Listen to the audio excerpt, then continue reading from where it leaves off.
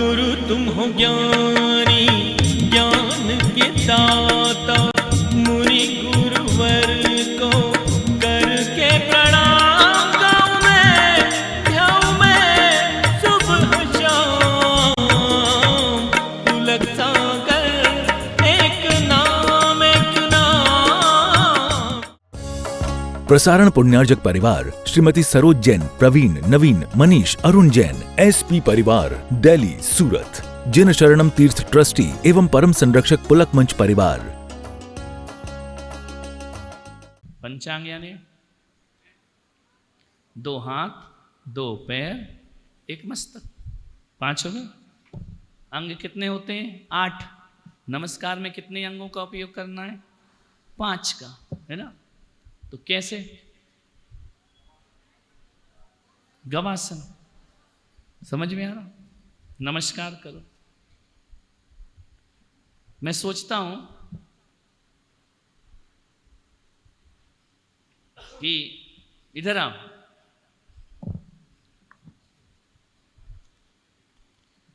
खड़े हो,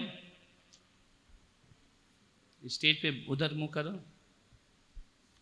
नमस्कार बताओ, पंचांग कैसे करते? दाहिना, लेफ्ट पैर कौन सा है? दाहिना। राइट, जहां राइट हैंड है वही राइट पैर होगा। तो कैसे बैठना है? राइट पैर की तरफ दोनों पैरों को करना, लेफ्ट की तरफ नहीं करना। किसकी तरफ करना है? जो तुम्हारा राइट हैंड है। तो जब आप बैठो तो दोनों पैर किस तरफ होना चाहिए? राइट। इसके राइट की तरफ है। इसका राइट यही है ना, पैर भी तो इधर ही है, दोनों पैर, है ना? राइट। तुम्हारा लेफ्ट होगा, हमारी तरफ से राइट है वो। समझ में आ रहा? ये बैठ गए। अब क्या करना है इसको? रुक रहे? तो कर नहीं लगा। इसके पास 5 अंग हैं, 2 पैर और 2 और 1 मस्तक। कितने हो गए? इन 5 को क्या करना है? ये हाथों को जोड़ना है। ऐसे नहीं, ऐसे भी नहीं। मुकुलित हस्त कमल शोभित सिरसा, ऐसा लिखा है शास्त्र में। मुकुलित कर लो, ऐसा, है ना? हस्त कमल शोभित सिरसा। सिरसा माने इस हस्त कमल को सिर के ऊपर ले जाने का। इस पे माथा नहीं रखने का। कहाँ ले जाने का? ऊपर। अब झुको। और ये नाक, पीछे का भाग उठना नहीं चाहिए।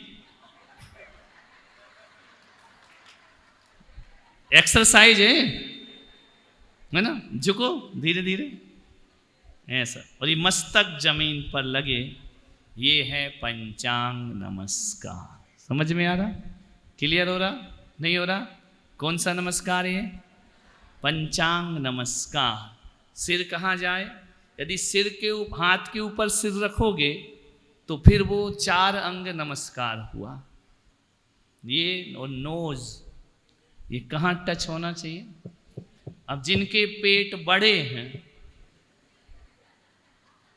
उनका तो टच नहीं हो सकता, बीच में तोंद आ जाएगी ना, रुकावट के लिए खेद है। जो टाइट कपड़े पहने, जीन्स, नहीं जाएंगे नीचे, अटक जाएंगे। समझ में आ रहा?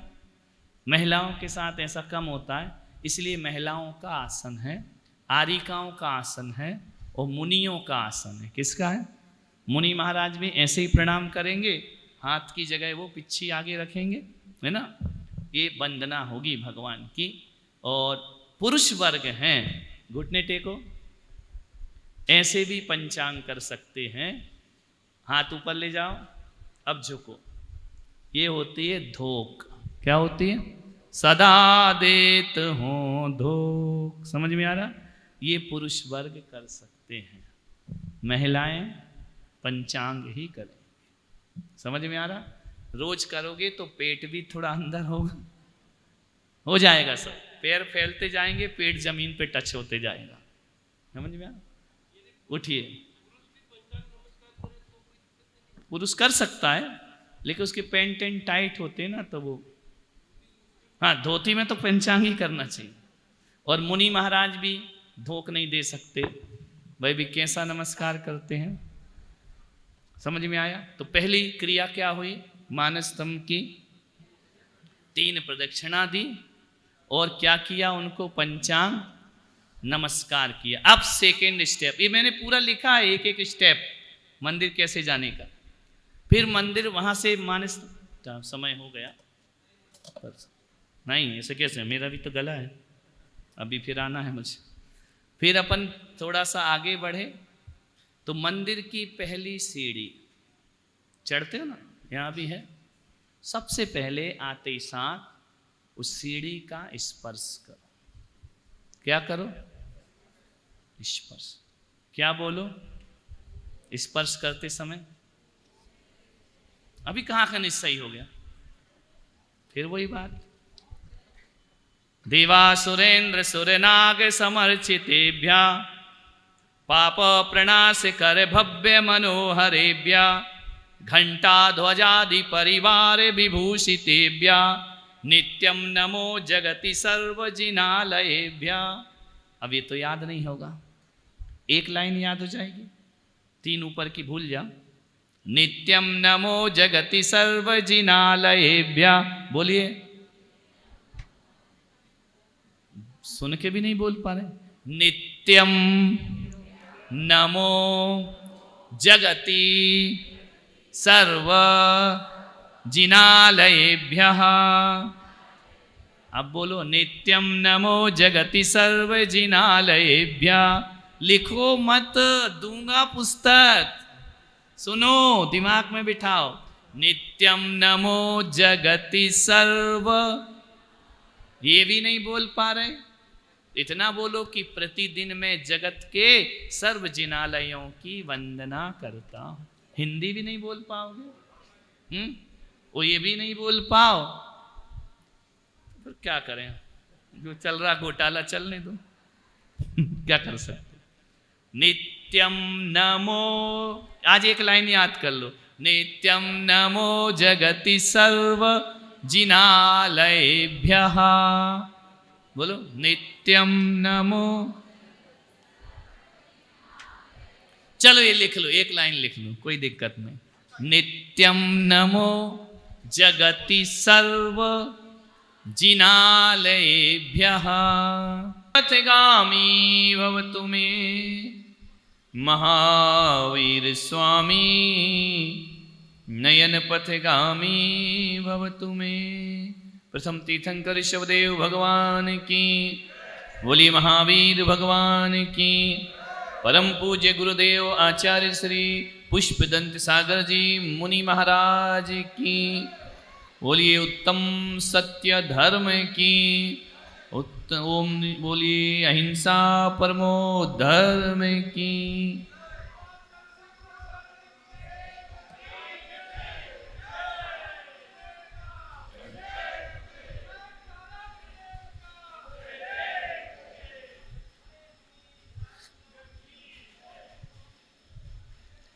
आज उत्तम सत्य धर्म है। साच जवाहर खोल सतवादी जग में सुखी।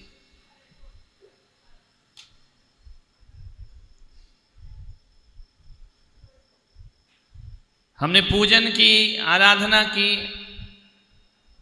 4 भाव होते हैं, कौन कौन से? उत्तम, क्षमा, मार्दव, आर्जव भाव है। ये क्या है? ये क्रिया नहीं है, ये क्या है? परिणाम है।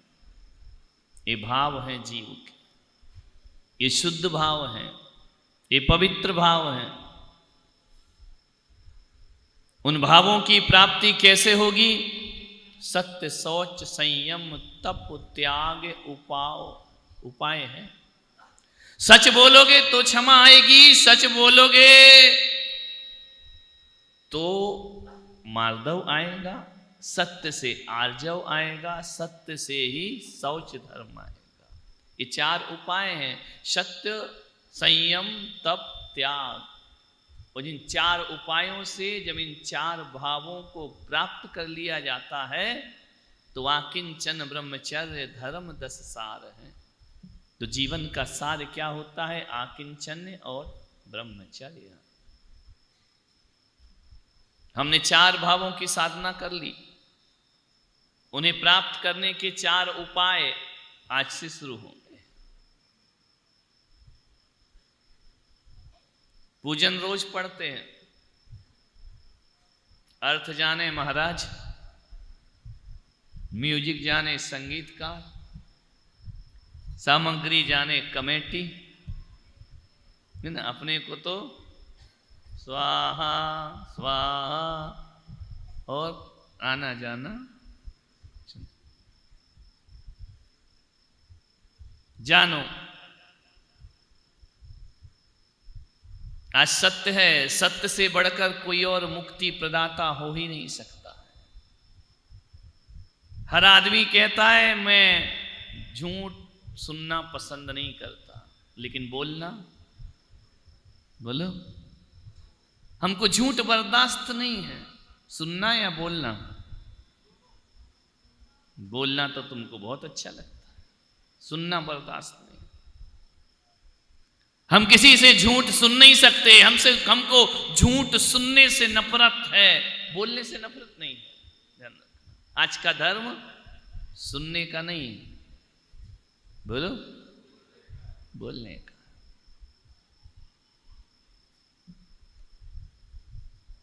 सत्य क्यों नहीं बोलता आदमी?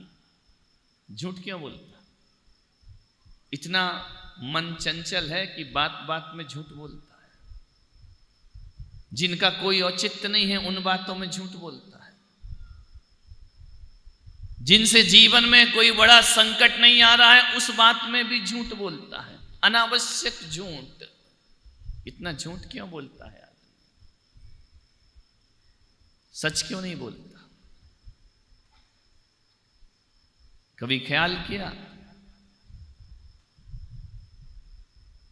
ये सारी दुनिया झूठों की है। ये सब सत्यवादी बैठे हैं क्या? नहीं। सत्यवादी जग में सुखी। यदि तुम दुखी हो तो इसका मतलब तुम सत्य नहीं बोलते हो। यदि तुम दुखी हो तो तुम सत्य को नहीं जानते हो। यदि तुम दुखी हो, पीड़ित हो, अवसाद में हो, दर्द में हो, वेदना में हो, झूठ की वजह से। सच होगा तो भय नहीं होगा, सच होगा तो दर्द नहीं होगा। ये बात अलग है कि सत्य की साधना बड़ी कष्टदायी होती है। मालूम है क्यों झूठ बोलते हैं?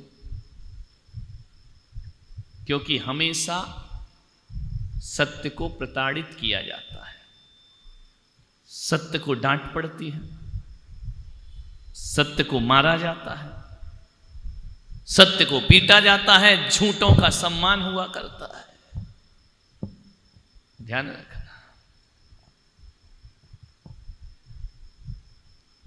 एक बच्चा स्कूल गया, उसका पिता मेरे पास आया, बोले महाराज आज मेरे जीवन की साधना खत्म हो गई।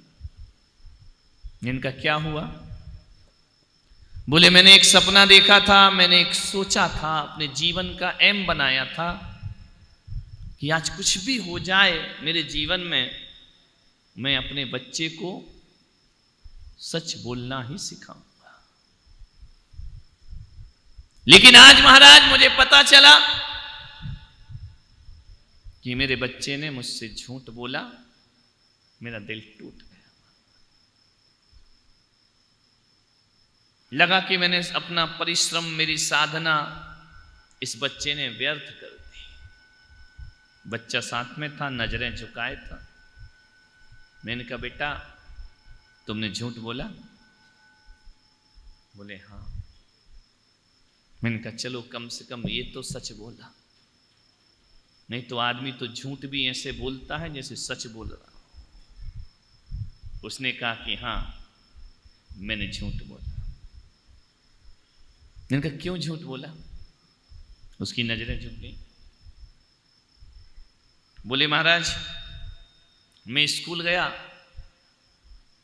टीचर ने पूछा कि कौन कौन बच्चा होमवर्क करके नहीं लाया है। मैं खड़ा हो गया, मैंने होमवर्क नहीं किया। कल मेरे सिर में दर्द था, मैं खड़ा हो गया। टीचर ने आए, मुझे पनिशमेंट दिया, मुझे डांटा, मुझे मारा। तुम इन केस में तुमने झूठ क्या बोला?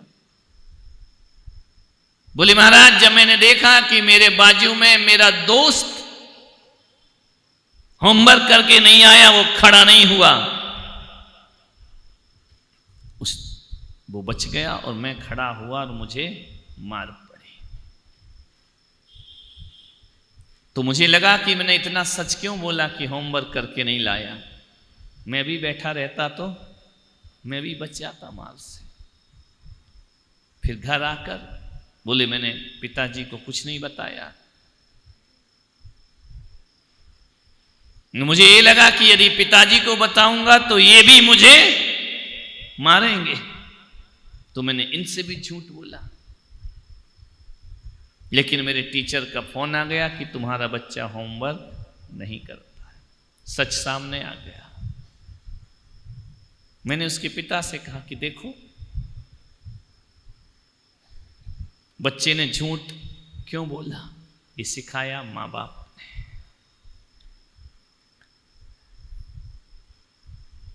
ध्यान रखिए, हमने हमेशा सच को दंड दिया है, सच को प्रताड़ित किया है।